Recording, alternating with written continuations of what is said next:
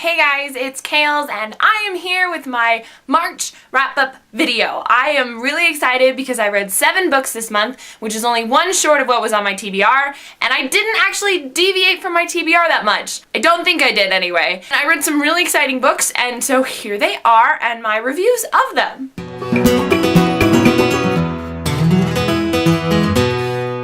One of the first books that I finished in April, and that was actually on my April TBR list, was Cress by Meyer. It's a final installment in this series before winter comes out in November. I can't tell you a lot about this one because it's the third one in a series, but if you want to check out Cinder by Meyer, which is the first one in the series, and each of these are sort of futuristic fairy tales set in post-World War IV future time. I have to say, Cinder is still ultimately my favorite of the 3. However, what I loved about Cress was Cress herself. I loved getting her perspective. I think she had a great voice. I loved getting to learn way more about Captain Thorn. I loved the advancements with Cinder and Prince Kai, and I think that this is a wonderful series and I can't wait to see the last installment. I also think her little taste that she gave us of Princess Winter was absolutely fantastic, and it makes me want to pick up the 4th book so much more, and I cannot believe I have to wait until November. That just sucks.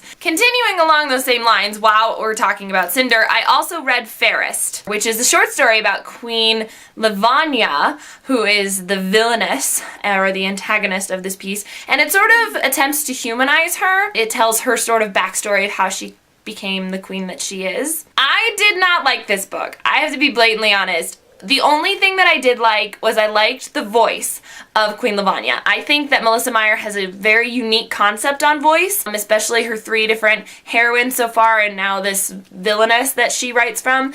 And I really liked that as a writer, and I think she did an admirable job.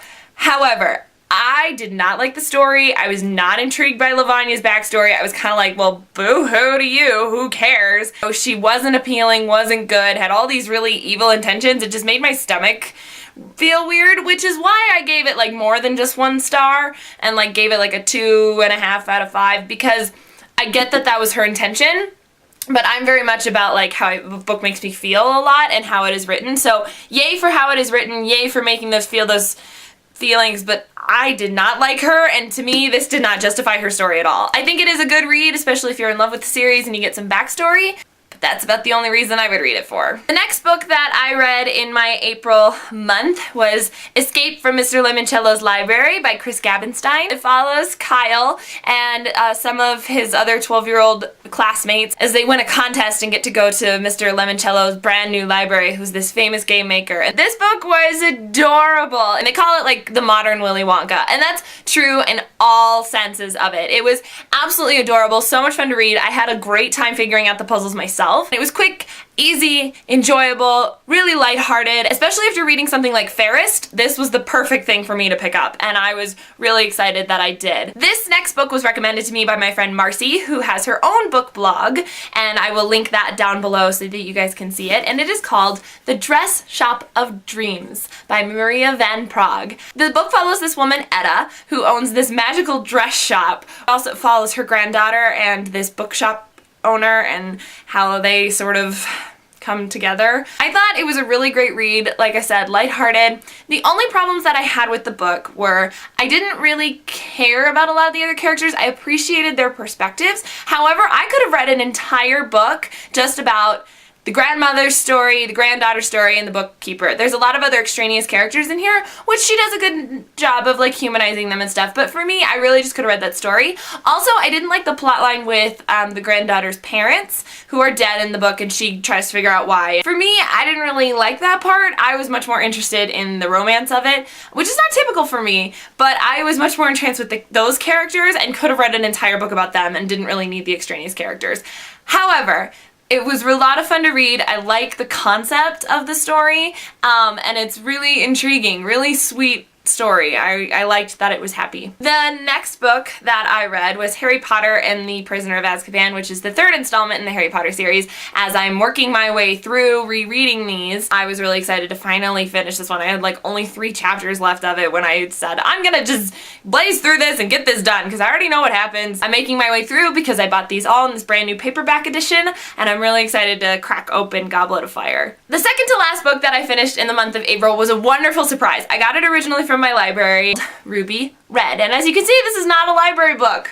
Nope, it's mine. I loved it so much that I had to buy it. This book, Ruby Red, follows a girl named Gwen, whose family has time traveling in their blood, and she inherits the time traveling gene. This fascinating world with gems and time travel and all these interesting rules, and she has great voice. It was originally German and then translated to English, and the translator does a wonderful job of conveying like a London teenage 16-year-old girl and just her sass and her embarrassments and her true thoughts that she's got going on in her head, which I thought was awesome and I love, and I can't wait to continue with the rest of the series. So Ruby Red by Kiersten Gier is one of my favorites that I picked up this month, and like I said, made me buy the book and the whole trilogy, which is saying something. Finally, ladies and gentlemen, this is what we have been waiting for. It took me since August of 2014 when I started this book and it came out for me to frickin' finish it.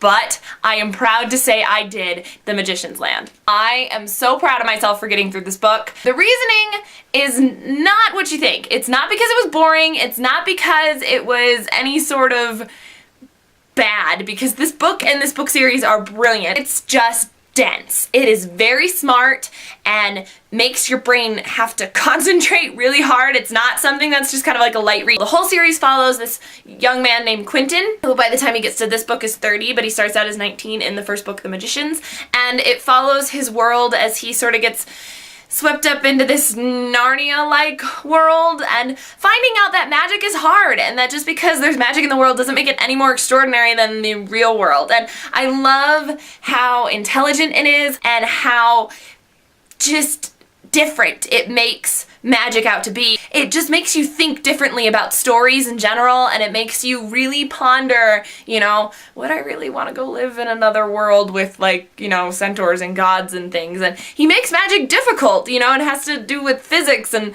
energy, and oh, it's really, really good, and I'm so glad and so proud of myself that I finished it! Yay! So there you have it, ladies and gents, my wrap up for the month of April.